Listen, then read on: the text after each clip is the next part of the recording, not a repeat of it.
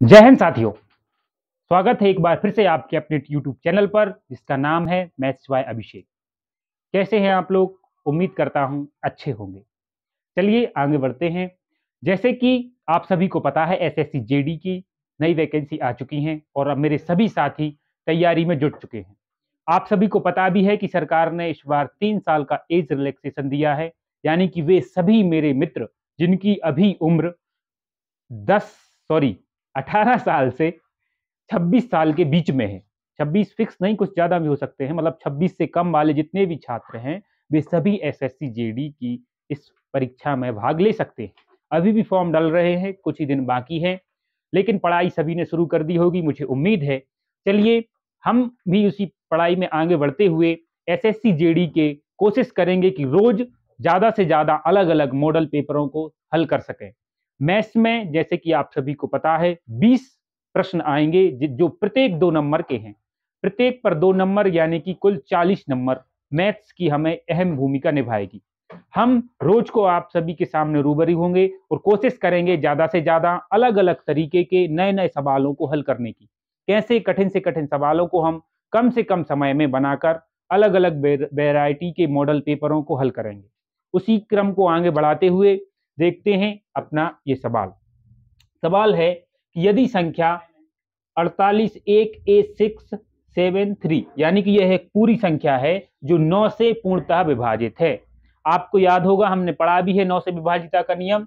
तो ए के स्थान पर यानी कि जो ए है इसके स्थान पर छोटी पूर्ण संख्या क्या होगी। सवाल में हमसे पूछा गया है कि भैया ये जो पूरी संख्या है यदि वो 9 से विभाजित है तो हमें बताओ कि इस ए के स्थान पर क्या आएगा। दोस्तों उम्मीद है आपको पता होगा 9 से विभाजिता का नियम।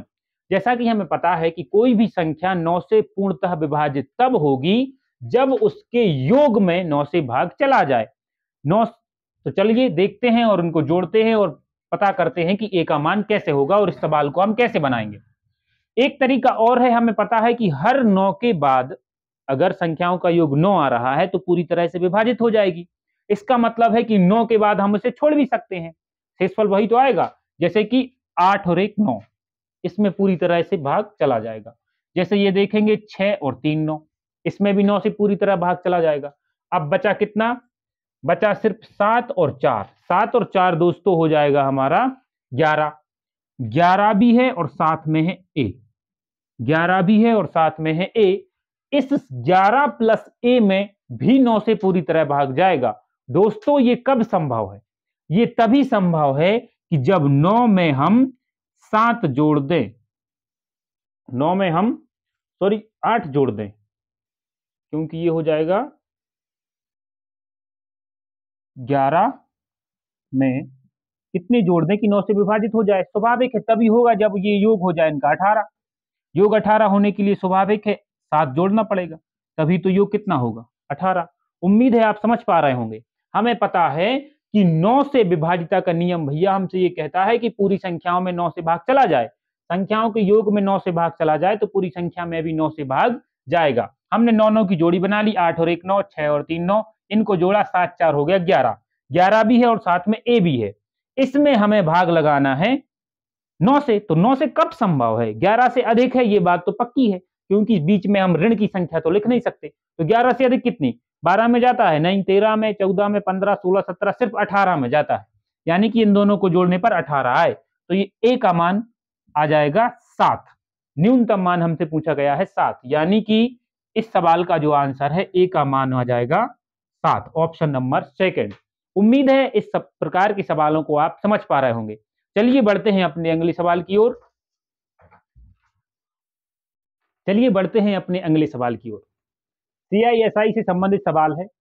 कहा गया है कि रूपम एक बैंक से 10% वार्षिक चक्रवृद्धि ब्याज पर उधार लेता है।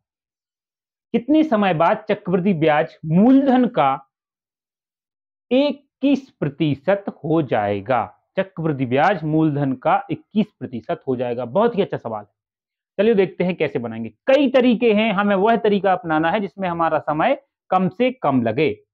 यानी कि कोई वस्तु या 100 रुपए भैया ने लए होंगे उधार, 100 रुपए उधार लिए होंगे और हर साल ब्याज कितना लगाना है इनको?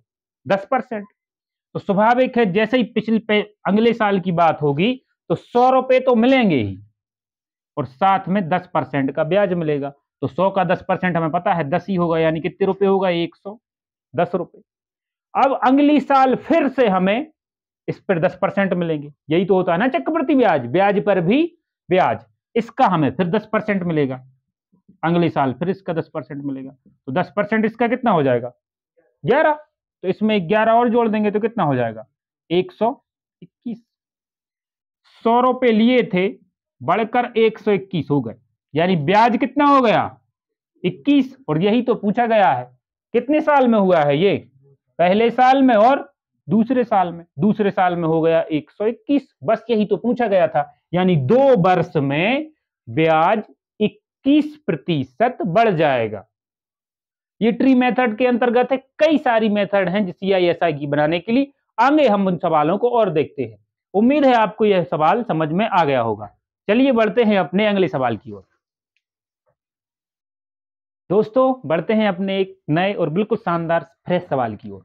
सवाल में कहा गया है कि यदि 60, 68, 70, 72, 74, 76, 68 और फलाना फलाना की आंकड़ों में से एक प्रेक्षण 70 को हटा दिया जाए, इतने परीक्षणों में से अगर 70 को हटा दिया जाए तो माध्यिका में कितने की वृद्धि होगी? बहुत ही उम्दा सवाल है। पता होना चाहिए कि माध्यिका है क्या। माध्यिका यानी सबको ऊपर से नीचे लाइन से खड़ा कर दो। जैसे अपन समझे क्लास में प्रार्थना के लिए लड़के लगते हैं, तो प्रार्थना में छोटे बड़े छोटे छोटे बड़े बड़े बड़े बड़े आखिरी में सबसे बड़े, तो बीच में जो बंदा है उसी को उठा लाओ, वही क्या है? हमारी माध्यिका। लेकिन भैया कहो आपकी जब विषम थे तो आप बीच में से अपने आप उठा लोगे, कि 3 में से थे तो दूसरे नंबर वालों को उठा लोगे, 7 थे तो बीच वाले को उठा लोगे। लेकिन हमारी लाइन में 8 लगे तो कितने लगे? 8 लगे तो कैसे निकालेंगे? तो हम कहेंगे कि भैया बीच के 2 उठा लो। फिर एक उठा नहीं पा रहे तो कितने उठा लो? 2। तो दोनों को जोड़ो और बटे कर दो 2। तो ये सम के लिए, और विषम में तो सीधा है ही बीच का उठा ले। चलिए तो देखते हैं कितनी होगी माध्यिका। 1 2 3 4 5 6 7 8। लेकिन ध्यान रखना ये हमेशा बढ़ते क्रम में हो, तभी बीच में से उठाना है। और देखो सवाल में पहले ही हमें बढ़ते क्रम में संख्याएं बनाई है, सबसे छोटी और सबसे बड़ी है। 1 2 3 4 5 6 7 8। 8 है तो मैंने क्या कहा? बीच की छोड़ दो। एक ये छोड़ी, एक ये छोड़ी, एक ये छोड़ी, एक ये छोड़ी, ये आ गई बीच की। 1 2 3 4, 1 2 3 4। 8 है कि 7 ही है? 4 ये है और 4 ये है, क्यों? तो ये 2 बीच की हम ले लेंगे। 3 इस तरफ छोड़ दी, 3 इस तरफ छोड़ दी, कोई दिक्कत? अगर 7 होती तो जो बीच में आती वही ले लेते। बस इन दोनों को जोड़ दो। 4 और 2 कितने हो गए? 6 और 7 दूनी 14। इसका बटे कर देंगे तो इसका जब हम बटे 2 करेंगे दोस्तों तो कितनी बार जाएगा? 73। यानी कि पहले सवाल की माध्यिका कितनी रही होगी? 73। लेकिन फिर कह रहे हैं कि एक प्रेक्षण 70 को हटा दिया। कुछ नहीं किया है, कह रहा है भैया हमने 70 को हटा दिया, 70 को खत्म कर दिया। 70 को जब खत्म कर देंगे तब देखेंगे माध्यिका कितनी होगी। अब हमने कहा विषम हो गई होंगी, देखो विषम हो गई कि नहीं? 1 2 3 4 5 6 7, 7 ही बची। तो बीच का जो है हम उसको ले लेंगे। 1 2 3, 1 2 3, बीच में क्या बचा? 74। यानी कि नई माध्यिका कितनी हो गई?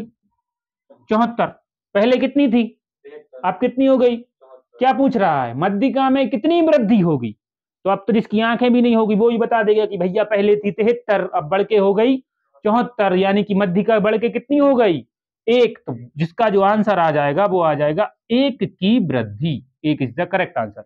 इस सेशन से हमें लाभ ये होगा कि जितने भी हमने पहले कॉन्सेप्ट पढ़ चुके हैं या जो भी हमें नए कॉन्सेप्ट आ रहे हैं उन सबको हम क्लियर करते चलेंगे। जैसे इस प्रश्न के माध्यम से हम सीखे कि माध्यिका कैसे निकालते हैं। माध्यिका हमने बताया कि जो बीच में है, जो मध्य में है वही माध्यिका है। जब विषम है तो चुपचाप बीच का उठा लेंगे, और जब सम है तो बीच के 2 उठा लेंगे और उन दोनों में 2 से भाग लगा देंगे। बढ़ते हैं अपने अगले सवाल की ओर। दोस्तों बढ़ते हैं अपने अगले सवाल की ओर। ये भी चक्रवृद्धि ब्याज से संबंधित है। बहुत ही बेहतरीन और मजेदार सवाल लेकर मैं आपके सामने आया हूं। किसी निश्चित धनराशि का साधारण ब्याज उसके मूलधन के 16/25 गुना हो जाता है। यदि ब्याज की दर और अवधि दोनों बराबर हों तो ब्याज की दर और समय ज्ञात कीजिए। यानी कि एक धनराशि उतनी ही दर पर दी गई है जितनी की उसकी समय है। जैसे ऑप्शन में भी दिख रहा है कि 8% 8 वर्ष के लिए, 16% 16 वर्ष के लिए, 10% 10 वर्ष के लिए, 12% 12 वर्ष के लिए। बहुत कठिन कार्य है। चलिए देखते हैं उसके पहले साधारण ब्याज का थोड़ा सा कॉन्सेप्ट हमें समझ में आए। जैसे कि अगर कोई राशि है 100 और उस पर 10% ब्याज यानी इसका 10% 10 मिल रहा है 1 साल के लिए, तो स्वाभाविक है दूसरी साल के लिए हो जाएगा ये 10 दूनी 20, 3 साल के लिए हो जाएगा 30, 4 साल के लिए हो जाएगा 40, 5 साल के लिए हो जाएगा 50। इतनी बात हम समझ गए कि अगर हमें 1 साल का पता है तो अगली साल का पता करने के लिए हम उसी से उसमें गुणा करेंगे। और ये 10% था और ये था अपना समय कि 1 साल का एक बार, 2 का 2 से गुणा, 3 का 3 से 4, 5 ऐसे ही अगले तक करते जाएंगे। इतनी बात हमें समझ में आ गई कि 1 साल का 10% यानी 10, 2 साल का हो जाएगा 20, 3 का 30, 40, 50 ऐसे ही साल बढ़ते जाएंगे और ब्याज भी बढ़ता जाएगा। चलिए अब आते हैं अपने सवाल पर। अनुपात से बनाएंगे, अनुपात में दिया है, कह रहे हैं 16/25 हो जाता है। यानी कि यदि मूलधन हमारा 25 है तो ब्याज कितना हो जाता है 16। हमें पता है कि भैया 100 पर बनाना बहुत आसान है सवाल, तो कैसे करके हम इसे 100 ना बना लें। क्या तरीका है 100 से बनाने का, गुणा कर दिया मन से 4। जैसे ही मन से 4 से गुणा किया तो ये आ गया हमारा बटा 100 और 16 चौके 64। यानी कि हमने उधार दिए होंगे कितने रुपए 100 और हमें ब्याज के रूप में कितने मिल रहे हैं 64।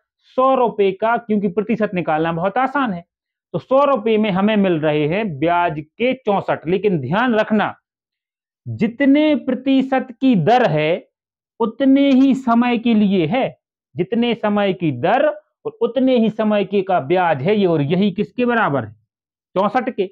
दोनों का गुणा करेंगे आ जाएगा x वर्ग बराबर 64। और प्रत्येक कमजोर से कमजोर बच्चा भी जानता है कि अगर ये वर्ग है तो ये वर्गमूल किस संख्या का 64 का वर्गमूल या 8 का वर्ग, बिल्कुल सही 8 आ जाएगा x का मान। यानी कि 8 वर्ष में 8% की दर। कोई है ऑप्शन में, बिल्कुल पहले ही नंबर पे है। इसका आंसर हो जाएगा 8 वर्ष और 8% की दर से। चलो एक बार फिर से, जिन्हें कमजोर छात्र जिन्हें हम समझ में ना आया हो, हमने कहा भैया 16/25 कह रहे हो कि 25 रुपए उधार देते हो और ब्याज मिल जाता है 16, उतनी परसेंट की दर से मिलता है जितने साल के लिए आपने दिया है। तो हमने क्या किया कि इसको बना लिया 100 पे मिल रहे हैं 64, और 64 हमसे कहा गया है कि जितने साल में उतने ही परसेंट पे, तो साल और परसेंट का गुणा करेंगे तो आ जाएगा एक्स स्क्वायर। और हमें पता है कि 64 वर्ग है 8 का, यानी 8% की दर से 8 साल के लिए आपने पैसे उधार दिए होंगे, तभी आपको 25 पे 16 या 100 पे 64 मिल रहे हैं।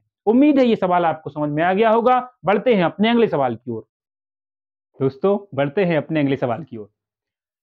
बिल्कुल नया सवाल है, कह रहे हैं एक त्रिभुज का क्षेत्रफल 1815 सेंटीमीटर स्क्वायर है। कोई त्रिभुज है जिसका क्षेत्रफल दिया गया है, उसके आधार और संगत ऊंचाई का अनुपात 5:6 है। तो त्रिभुज की ऊंचाई क्या है या ज्ञात कीजिए। ये 4 ऑप्शन दिए हैं। आपने सवाल देख लिया है तो इसे पॉज कर एक बार बनाने की कोशिश करें, फिर मैं आपको बता रहा हूं। हमसे कहा गया है कि त्रिभुज का क्षेत्रफल हमें दिया है और 2 भुजाएं हैं जो अनुपात में, माना वो भुजाएं 5x और 6x है। लेकिन ध्यान रखेंगे आधार और ऊंचाई, ये हो गया आधार, ये हो गई ऊंचाई। हमें याद है क्षेत्रमिति की वीडियो में हमने सीखा भी है कि त्रिभुज का क्षेत्रफल होता है 1/2 आधार गुणित ऊंचाई। तो 1/2 आधार गुणित ऊंचाई बराबर होता है त्रिभुज का क्षेत्रफल, जो कि दिया गया है इतना। यानी इसको जैसे ही आप हल करेंगे और हमारा आंसर मिल जाएगा। चलिए देखते हैं, हल करते हैं और x का निकालते हैं मान।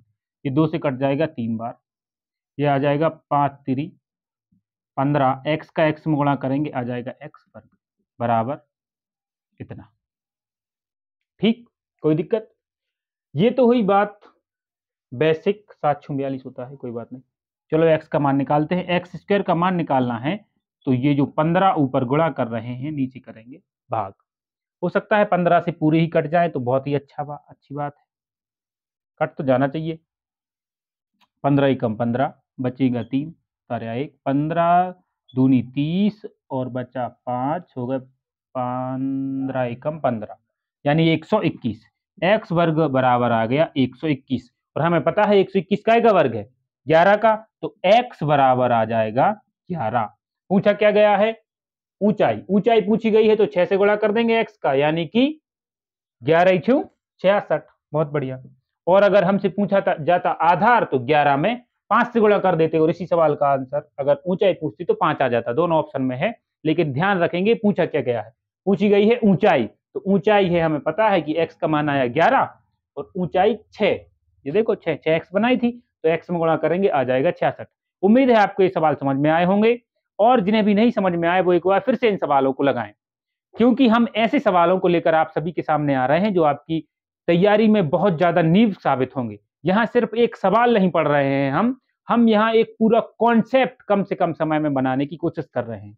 हर एक सवाल अपने साथ एक पूरा कॉन्सेप्ट और पूरी थ्योरी लेकर आपके सामने उपस्थित हो रहा है। चलिए मिलते हैं अपनी अगली वीडियो में, तब तक के लिए जय हिंद, जय भारत।